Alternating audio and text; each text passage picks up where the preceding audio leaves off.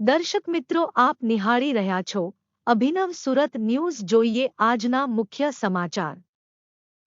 Bhavnagar Somnath national highway પર ત્રાપજ નજીક ખાનગી બસ અને ટ્રક વચ્ચે ભયાવહ અકસ્માત સર્જાયો છે.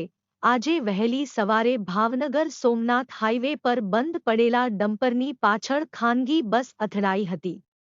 આ ગમખ્વાર અકસ્માતમાં 6 લોકોના મોત નીપજ્યા છે, જ્યારે 10 કરતાં વધુ લોકોને ઈજા પહોંચતા તેમને સારવાર માટે હોસ્પિટલ ખસેડવામાં આવ્યા છે.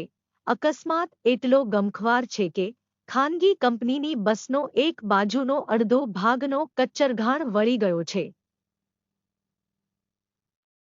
ખાનગી કંપનીની આ બસ સુરતથી રાજુલા જઈ રહી હતી.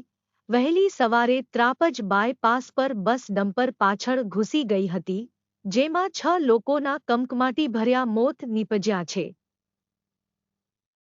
આ ભયાવહ અકસ્માતમાં 10 કરતાં વધુ લોકોને ઈજા પહોંચતા સારવાર, કેટલાક લોકોને તળાજાની હોસ્પિટલ તો કેટલાક લોકોને ભાવનગરની હોસ્પિટલમાં ખસેડાયા છે. Bureau report, Abhinav Surat news. Editor Prakash Patel. Reporter H. M. Parmar, Rajkot.